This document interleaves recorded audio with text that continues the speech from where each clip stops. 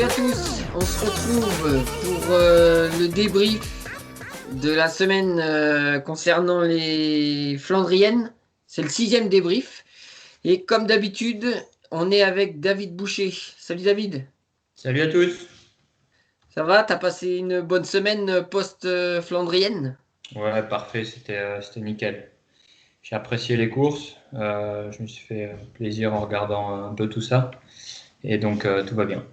Ouais, on a tous pris beaucoup de plaisir, je trouve plus que les autres années, moi.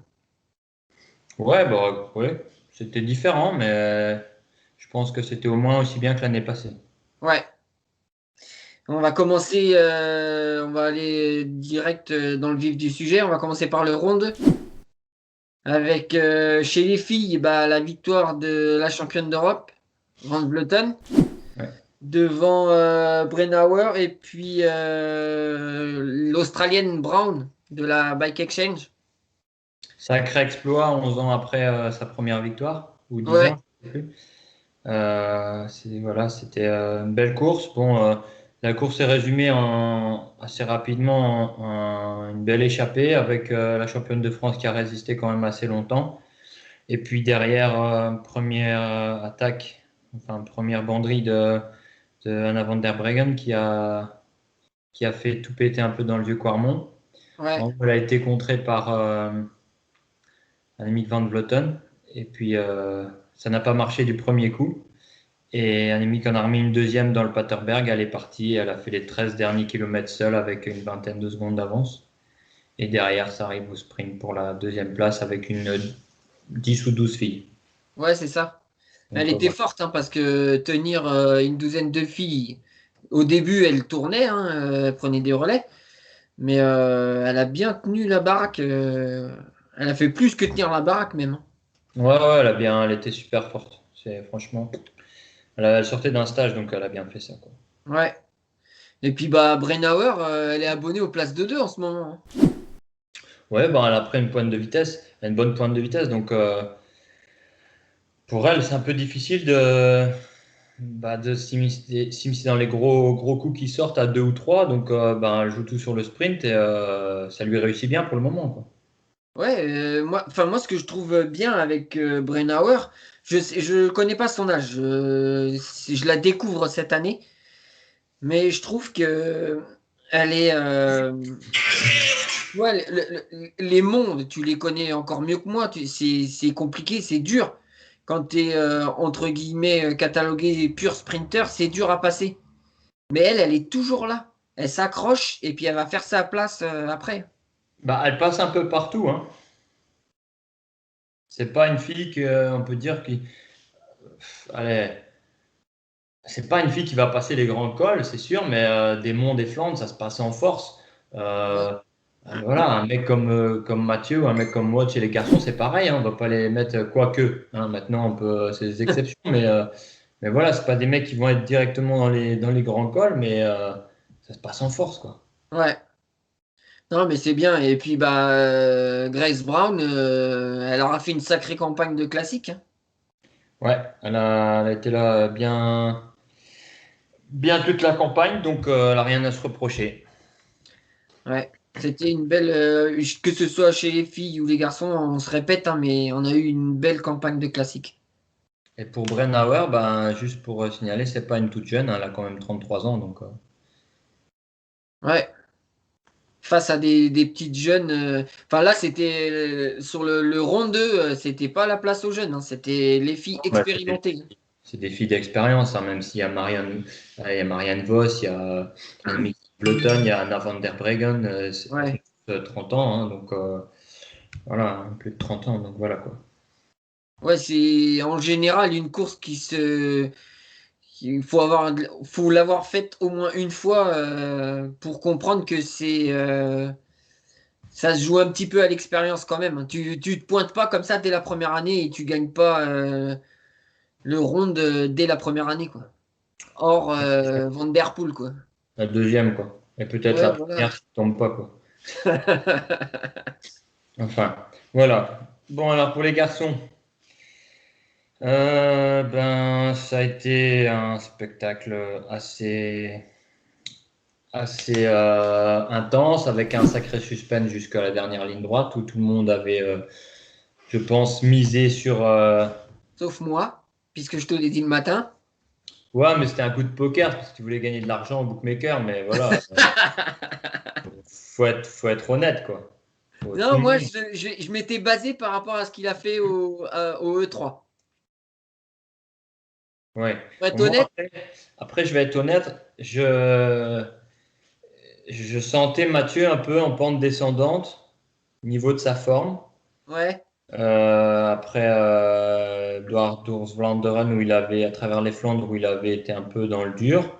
Mais je pense que c'était un peu fait exprès, mais qu'il y était quand même. J'avais été impressionné par Wout sur sa dernière course. Mais bon, encore une fois, c'était arrivé au sprint et il y avait un long morceau de plat quand même jusqu'à l'arrivée. ouais. Euh, Rival game. Ouais. Et puis j'ai regardé les entraînements qu'il avait fait dans la semaine. Il s'était bien décrassé. Il avait fait des bons bouts droits. Et d'ailleurs, la vidéo qui a fait le buzz dans le vieux Quarmont. Euh, et comme par hasard, Mathieu a choisi cet endroit-là pour lui en mettre une. Donc je pense que c'était un petit peu fait exprès. Ouais. Euh, et l'attaque était quand même assez impressionnante. Ah, Mais c'était derrière, affolant, bah, hein. Asgreen, il s'est accroché. Et, euh, et comme on le sait très bien, un sprint après 200 bornes, c'est pas un sprint après 260 bornes, hein. Ouais. Donc c'est totalement différent. Enfin, un sprint après 260, c'est pas un sprint après 200. Et voilà, donc je pense que c'est le petit truc que je sentais qui était un peu moins frais chez Mathieu. Bah, ça a joué en la faveur d'Asgreen après 260 bornes sur un sprint à Oudenaarde, quoi. Et pour toi, il fait pas une erreur de braquet, Van Der Poel.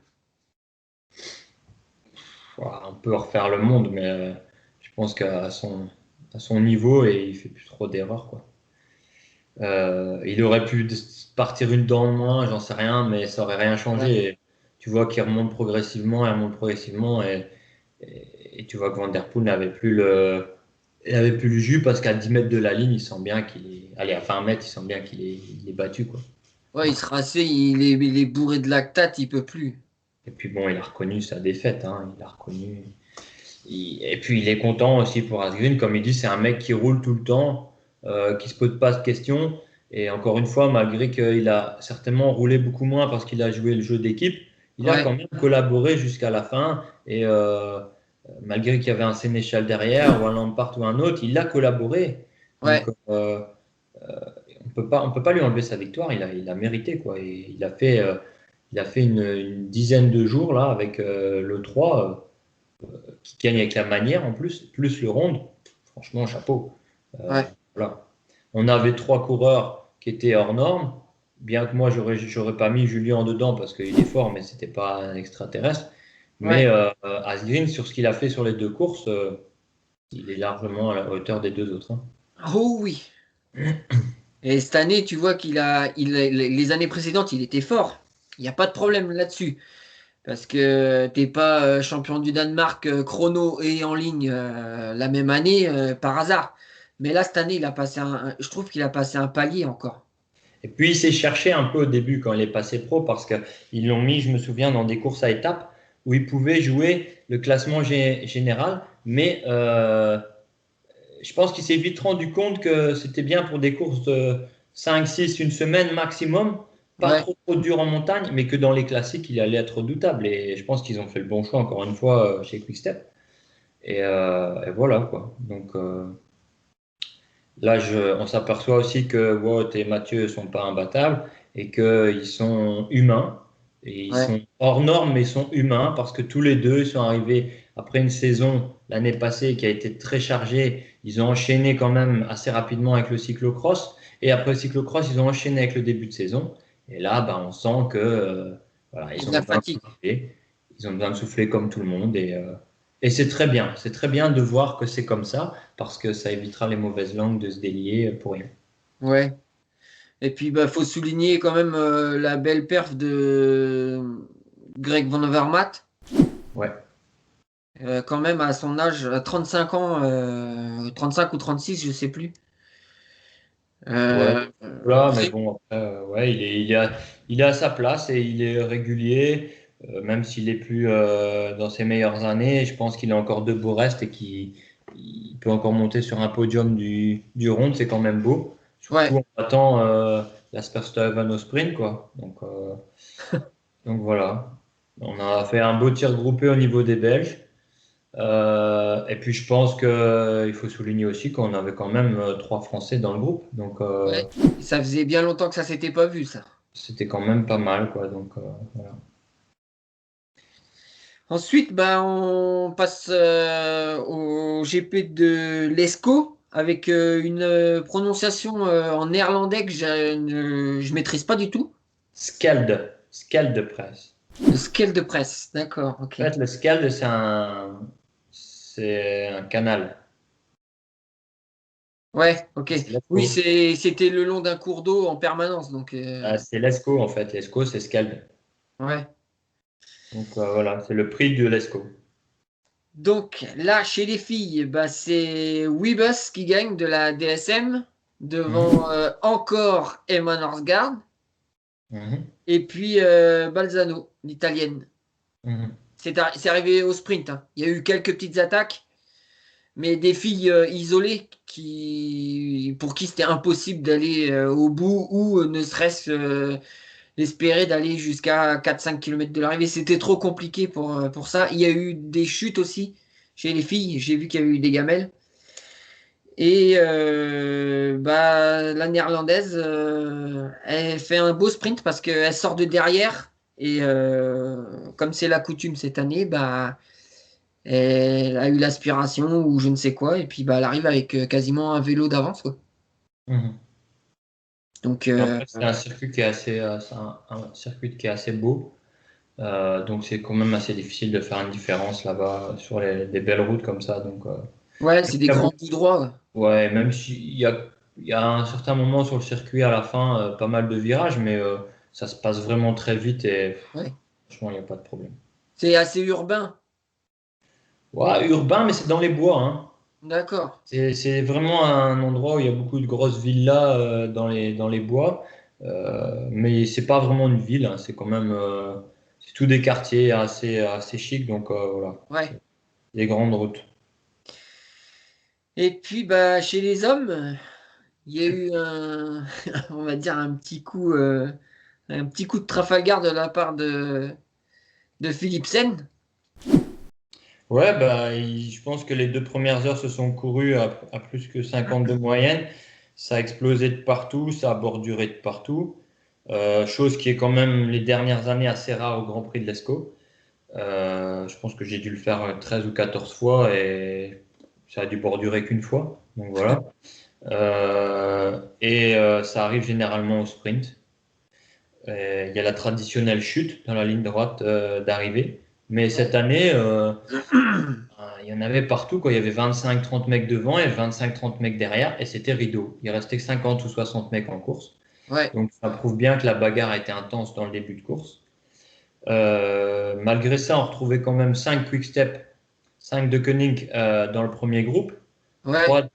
3 de chez Beat Cycling et 4 de chez Alpecin, ou 3, et 5 Bora, Quatre, je quatre, pense. quatre, quatre coureurs d'Alpecin. Ouais, et aussi des Bora, beaucoup de Ouais. Bora, 4 ou Deux 5. Bora et il y avait deux AG2R. Et plus de Bora, il y avait 3 ou 4, hein. Oui, oui, je dis des conneries. Il y a la grande tige, là, pas Nils Polite. Pollitt, l'autre, là. Il y avait pas Polite avec, il me semble que si, hein. T'es sûr que c'était Pollitt qui Si, si, je roulait? pense. Ouais, je pense. Enfin bref, il y avait Polite et il y avait des autres, mais je voulais juste revenir sur le fait que ben il y en a que un qui a tenté, c'est Piotr Havik de chez Beat Cycling. Ouais, on a vu, ouais. Personne d'autre qui a tenté de désorganiser quoi que ce soit de chez Quickstep. Mais au final, bah, j'ai l'impression qu'ils étaient un peu trop sur deux avec Bennett et Cavendish et que ils n'ont pas trop su sur qui miser. J'ai pas bien compris. Est-ce qu'ils misaient sur Bennett? Est-ce qu'ils misaient sur Cavendish? Toujours est-il que la Alpecin est arrivée à 300 mètres de la ligne de je ne sais où derrière. Ils ont Ouais, emmené un sprint et en fait, ils ont enfermé le train de chez Quickstep parce que Morkov, quand il s'est écarté, il a bloqué Bennett. ouais. qui a été bloqué par l'équipier de Philipsen qui s'écartait aussi. Et du coup, il a dû lancer son sprint super tard et il était trop tard pour remonter. Et voilà, et Philipsen s'impose devant Bennett et Cavendish. Donc, ils ont réussi leur coup, quoi. Ouais, ils ont super bien manœuvré dans le dernier kilomètre. Ouais, exactement. Ils Je- ont fait un coup à la quick step en fait. Ouais, ouais, mais sauf que Quickstep, généralement, ils emmènent assez longtemps, tandis que là, ils ont emmené que 300 mètres, quoi. Ouais, mais c'était vraiment bien fait. Et puis Philipsen, tu vois que sur le lancement de son sprint, il décolle tout le monde de la roue. Et Bennett apparemment était pas très très bien ce jour-là. Ouais, bon, je pense qu'il est un peu moins bien déjà depuis Gand-Wevelgem, donc Ouais, il a été malade à Gand-Wevelgem. Je pense que ouais, ça l'a bien entamé ça. c'est clair. Donc pour revenir, il y avait quand même Pascal Ackermann qui était un sprinter Ouais. chez Bora. Bon, il fait 6. Il y avait bien Nils Politt qui fait 14. Derrière, tu avais Marcus Burghardt et le quatrième, c'était Rudiger Zelig.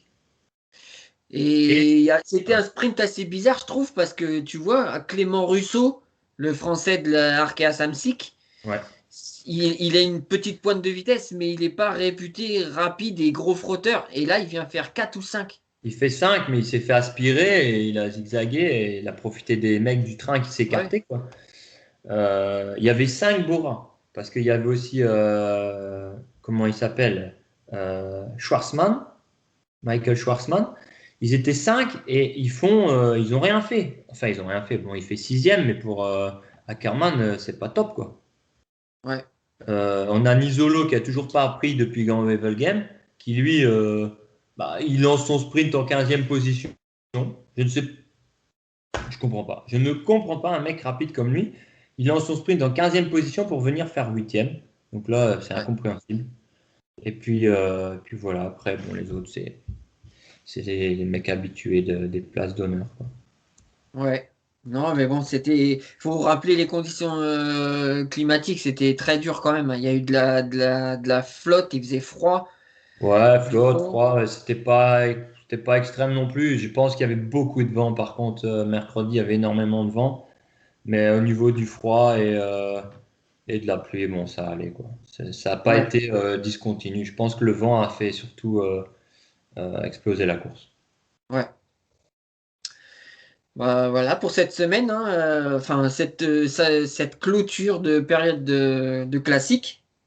Ouais, bah Là, là, on passe. on part dans le. Je pense qu'en ce moment, c'est Pays Basque. Ouais, Il y aura des choses à dire aussi. Euh, on va pas le ouais, faire aujourd'hui, mais je pense que niveau tactique, c'est toujours la même chose avec notre ami Roglic. J'espère qu'il clôturera bien, mais bon, hier, ça m'a encore fait dresser les cheveux sur la tête. Mais voilà. Et puis après, on part sur les Ardennaises, hein. Donc pas de Paris-Roubaix ouais, ce week-end, donc ce sera directement Amstel, Flèche, Liège après le Pays Basque. ouais. Il y a la flèche Brabançonne entre les deux Bon, c'est juste. et le Tour de Turquie avec Avec la reprise de Groenewegen. ouais. Ça, c'est bien. Et deux, t'es sûr que c'est de Groenewegen? C'est Pas Fabio Groenewegen, Jacobsen. pardon, Fabio Jacobsen. Jakobsen. Je pense pas. Groenewegen, je me demande s'il va pas y être Groenewegen au Tour de Turquie. Je sais pas. Je pense pas. Ouais, mais il a un programme quand même assez allégé, hein. Non, je dis des bêtises parce que je crois que sa suspension elle court jusqu'au mois de mai. Ouais, je crois aussi. Voilà. Bon, bah ça va être le mot de la fin, hein. On va se quitter là-dessus et puis bah on se donne rendez-vous en début de semaine prochaine. Yes. Je dis bien, normalement, on devrait avoir quelqu'un avec nous que David connaît très très très très bien. Ouais, il faut dire normalement parce qu'on ne sait jamais, hein, avec les impératifs des gens, c'est assez compliqué. Ouais. Mais voilà quoi. Bon, on fera notre possible de toute façon. Voilà. Ouais, exact.